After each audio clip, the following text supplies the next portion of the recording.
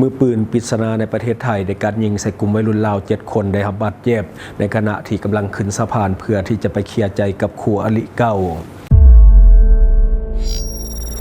Time to share สัมผัสการเดินทางแบบใหม่ไปกับmigula.com สวัสดีท่านผู้ชมกลับมาพบกับรายการทำทุกแสสลับหัวข้อข่าวที่เราอยากจะนำเสนอในวันนี้ก็คือเหตุการณ์วัยรุ่นของลาวที่ได้รับบาดเจ็บจากเหตุการณ์ถูกการยิงในประเทศไทยก็คือมือปืนปริศนาในประเทศไทยโดยได้การยิงใส่กลุ่มวัยรุ่นลาวจำนวน7 คนซึ่งว่าได้รับบาดเจ็บจำนวนหลายคนในขณะที่กำลังขึ้นสะพานเพื่อที่จะไปเคลียร์ใจกับคู่อริที่เป็นเคยมีปัญหากันมาก่อนในวันที่21 กรกฎาคม ปี 2026 เกิดเหตุการณ์คนหายใส่อาวุธปืนยิงใส่กลุ่มวัยรุ่นสัญชาติลาวขณะที่กำลังย่างอยู่เทิงสะพานพระราม 4 ขาเข้าในเขตรับผิดชอบของสถานีตำรวจปากเกร็ดจังหวัดนนทบุรีเหตุให้วัยรุ่นชาวสปป.ลาวจำนวน7 คนได้รับบาดเจ็บตามการตรวจสอบของตำรวจผู้บาดเจ็บทั้งหมดเป็นเพศชายอายุระหว่าง 18-26 ปีโดยก่อนที่จะเกิดเหตุพวกเขากำลังย่างขึ้นขัวพระราม 4 หรือว่าสะพานพระราม 4 เพื่อที่จะไปเจรจาและก็ปรับความเข้าใจกับกลุ่มคนสัญชาติลาวด้วยกันหลังจากเคยมีความขัดแย้งกันมาก่อนขณะที่กลุ่มวัยรุ่นลาวกำลังเดินขึ้นหรือว่าย่างขึ้นขัวนั่นได้มีผู้ชายโดยบ่ทราบตัวตนเดินขึ้นมาตามหลังก็คืออยู่ด้านลุ่มของขัวและทันทีที่เข้ามาก็คืออยู่ใกล้กับกลุ่มผู้เสียหายโดยบ่มีการโต้เถียงหรือว่าเว้าจาหยังกันก่อนผู้ที่ว่าก่อเหตุก็เลยว่าใส่อาวุธปืนที่คาดว่าเป็นปืนลูกซองยิงใส่1 นัดเหตุให้เม็ดลูกปืนที่มันกระจายออกไปถึกวัยรุ่นจำนวน7 คนได้รับบาดเจ็บบริเวณขาเป็นส่วนใหญ่หลังเกิดเหตุผู้บาดเจ็บได้แล่นลงจากขัวหรือว่าลงจากสะพานไปยังซอยขจรนิติยุทธ 3ก็คือก่อนจะมีผู้เข้าช่วยเหลือและก็นำตัวส่งไปที่โรงหมอ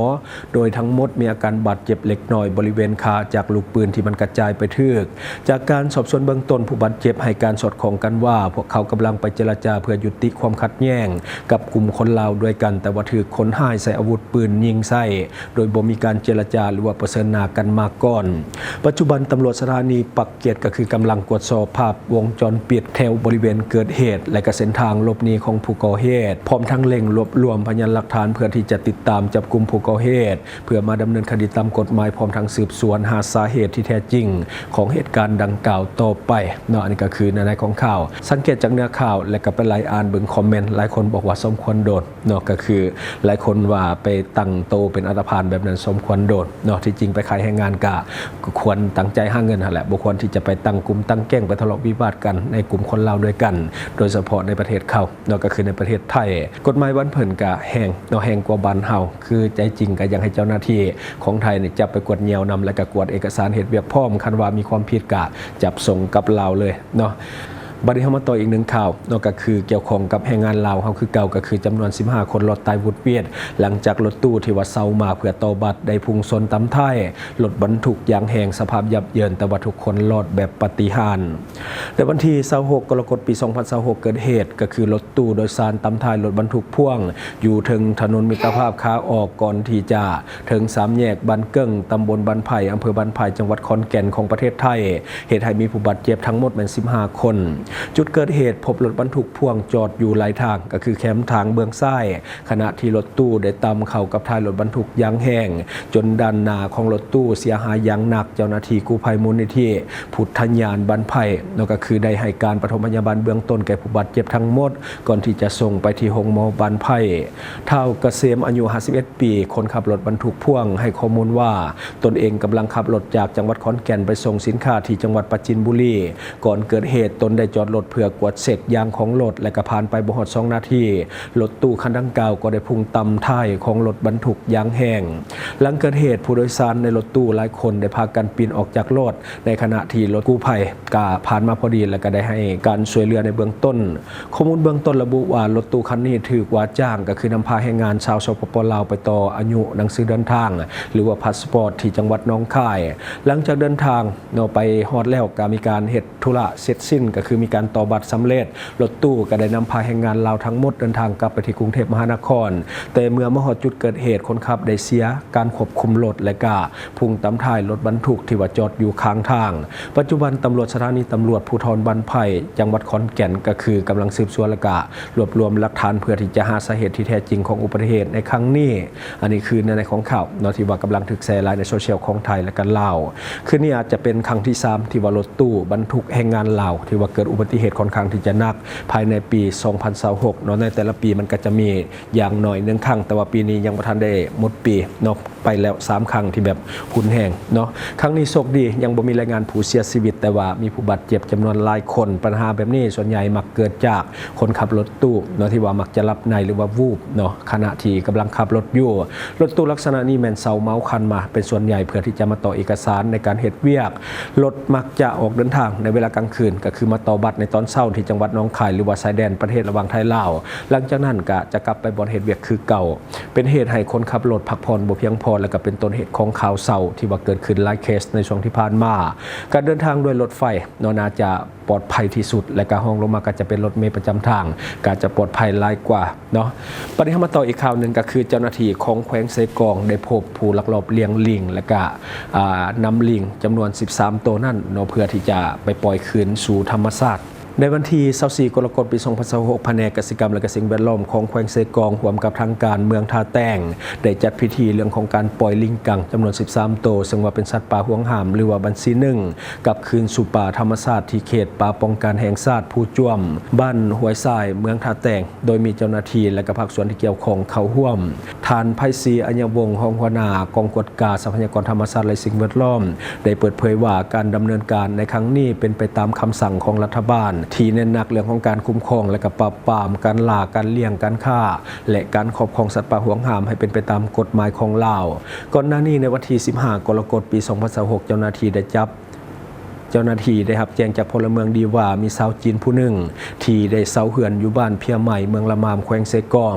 ลักลอบเลี้ยงสัตว์ป่าห่วงห้ามหลังจากลงตรวจสอบเจ้าหน้าที่พบลิงกังจำนวน13ตัวแบ่งเป็นเพศผู้6ตัวและก็เพศแม่7ตัวซึ่งเป็นสัตว์ป่าห่วงห้ามหรือว่าบัญชีหนึ่งต่อมาเจ้าของสัตว์ก็ได้ยินยอมก็คือมอบลิงกังทั้งหมดให้กับเจ้าหน้าที่เพื่อไปดูแลและก็ฟื้นฟูสุขภาพและก็เกียมปล่อยคืนสู่ธรรมชาติในโอกาสดังกล่าวทานไพศมรไอแก้วหัวหน้าแผนกกสิกรรมและสิ่งแวดล้อมของแขวงเซกองได้กล่าวว่าการปล่อยสัตว์ป่าคืนสู่ธรรมชาติมีความสำคัญต่อกับการฟื้นฟูระบบนิเวศและการอนุรักษ์สัตว์ป่าหายากเพื่อให้สามารถขยายพันธุ์ได้ตามธรรมชาติขณะเดียวกันท่านนางนุกรไซสังงาประธานแนวลาวสังชาติเมืองท่าแต้งได้เน้นให้องค์การปกครองบ้านและก็ประชาชนช่วยกันสอดส่องและป้องกันการลักลอบการล่าหรือว่าการเลี้ยงสัตว์ป่าประเภทห่วงห้ามพร้อมทั้งแจ้งเจ้าหน้าที่ทันทีหากพบเห็นเรื่องของการกระทำผิดเพื่อให้ดำเนินการตามกฎหมายอย่างเข้มงวดภายหลังพิธีเจ้าหน้าที่ได้ปล่อยลิงกังทั้งหมด13ตัวกลับคืนสู่ป่าธรรมชาติเพื่อให้สามารถดำรงชีวิตและก็ขยายพันธุ์ได้ตามระบบนิเวศต่อไปอันนี้ก็คือเรื่องของการปล่อยนอสัตว์ป่าห่วงห้ามหรือว่าบัญชีหนึ่งก็คือลิงกังกลับคืนสู่ธรรมชาติหลังจากที่ถือคนจีนลักลอบในการนำมาเลี้ยงเนาะคือการปล่อยสัตว์ป่าคืนสู่ธรรมชาติเป็นสิ่งที่ดีเนาะแต่ถ้าว่าปล่อยบ่ถึงวิธีก็ซ้ำกับปล่อยให้มันไปตายเนาะซึ่งว่าเฮาก็น่าจะเห็นหลายเคสเนาะเพราะว่าสัตว์ที่ถูกเลี้ยงมาดนเอาไปปล่อยคืนสู่ธรรมชาติปรับตัวบ่ได้หากินบ่เป็นสุดท้ายอดตายเนาะมาเบิ่งวิธีการปล่อยสัตว์ป่าที่ถูกวิธีระดับสากลที่เขาเจ้าเฮ็ดกันเนาะก็คือการปล่อยสัตว์ป่าที่เคยถูกเลี้ยงโดยมนุษย์กลับคืนสู่ธรรมชาติบ่สามารถปล่อยได้ทันทีจำเป็นต้องได้มีขั้นตอนฟื้นฟูและก็กะเกียมก่อนจะปล่อยเพื่อเพิ่มโอกาสให้สัตว์อยู่รอดโดยลำพังในป่า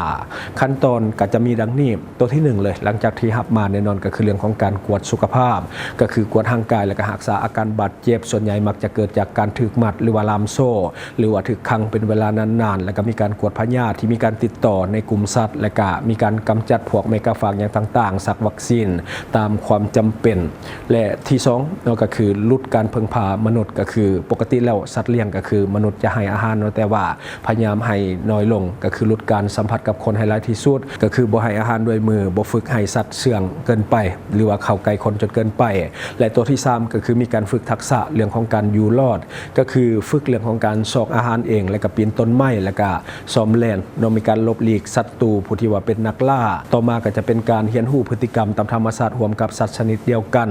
และตัวที่4ก็คือต้องได้ปรับเรื่องของอาหารก็คือค่อยๆเปลี่ยนจากอาหารที่คนเคยให้ก็ไปเป็นอาหารตามธรรมชาติสำหรับลิงเราจะเน้นหนักไปเรื่องของมักไม้ยอดไม้แล้วก็แมงไม้แล้วก็อาหารที่พบในป่า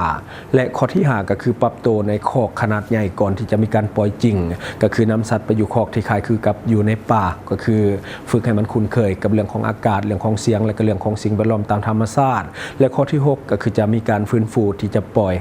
เนาะก็คือเอาที่มันเหมาะสมที่สุดเนาะก็คือต้องมีการกักตุนเสบียงอาหารไว้ให้เพียงพอในเบื้องต้นแล้วก็มีแหล่งน้ำมีป่าที่ปลอดภัยแล้วก็มีการล่าน้อยก็คือ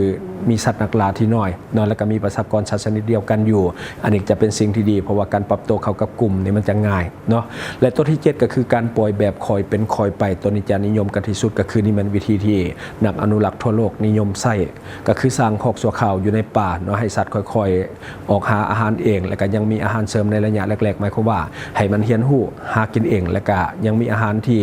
คอยไปให้แต่ว่าให้น้อยลงเมื่อสัตว์หาอาหารได้เองจึงหยุดการให้อาหารไปและตัวที่8แน่นอนก็คือเรื่องของการติดตามหลังจากปล่อยไปแล้วก็คือถ้าไปต่างประเทศเขาเจ้าก็จะติดปลอกคอที่มี GPS หรือว่าสัญญาณวิทยุในบางชนิดติดตามพฤติกรรมสุขภาพและก็เรื่องของอาหารนอนและก็หากพบว่าสัตว์อยู่ด้วยตนเองบ่ได้นอนหรือว่าหากินบ่ได้หรือว่าถูกนักล่าสิอาจจะมีการบาดเจ็บอาจจะต้องได้นำคืนเนาะมาเพื่อฟื้นฟูอาจจะพิจารณาคืนใหม่เนาะบางทีว่ามันอาจจะเข้ากับธรรมชาติแบบอยู่ด้วยตนเองบ่ได้อันนี้ก็ต้องได้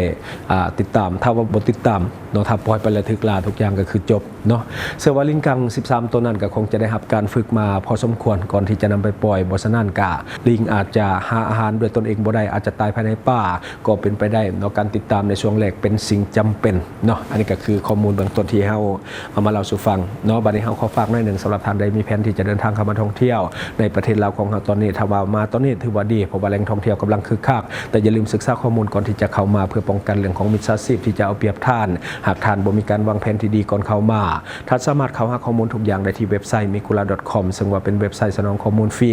ข้อมูลที่ท่านจะได้จะมีข้อมูลเรื่องของสถานที่ท่องเที่ยวใหม่ๆข้อมูลหาอาหารต่างๆข้อมูลสถานที่บ้านพักโรงแรมข้อมูลเรื่องของการเช่ารถหรือว่ารถพาเที่ยวข้อมูลพนักงานนำเที่ยวหรือว่าบริษัทท่องเที่ยวการลงทะเบียนง่ายๆมี3ขั้นตอนลงทะเบียนโดยเบอร์โทรศัพท์ลงทะเบียนโดยอีเมลลงทะเบียนโดย Facebook ซึ่งว่าสมัครง่ายขั้นตอนบ่ยุ่งยากมีความปลอดภัยสูงแถมบริการฟรี 100% ที่ mikula.com ท่านที่ว่ายังสมัครบ่เป็นกดลิงก์เข้าเบิ่งได้เลยในคอมเมนต์ของเฮาและทั้งหมดก็คือสิ่งที่เฮาเก็บมาเล่าสู่ฟังหวังว่าท่านจะได้รับสาระดีๆสำหรับท่านที่ว่าเบิ่งรายการเฮาอยู่คิดเห็นจะได้กับสิ่งที่ว่านำเสนอไปก็อย่าลืมฝากไว้ภายใต้คอมเมนต์ของเฮาและข้าพเจ้าจะเข้าไปอ่านด้วยตนเองขอขอบใจ ช่องทางที่คุณสามารถรับชมข่าวสารจาก Time to Share Studio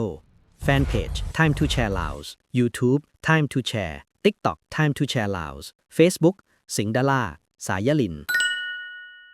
อยู่เมืองลาวใช้แต่เงินกีบลาวและส่งเสริมผลิตภัณฑ์ภายในเพื่อลดพรการนำเข้าสินค้าและแก้ปัญหาเงินตา Subscribe for more video.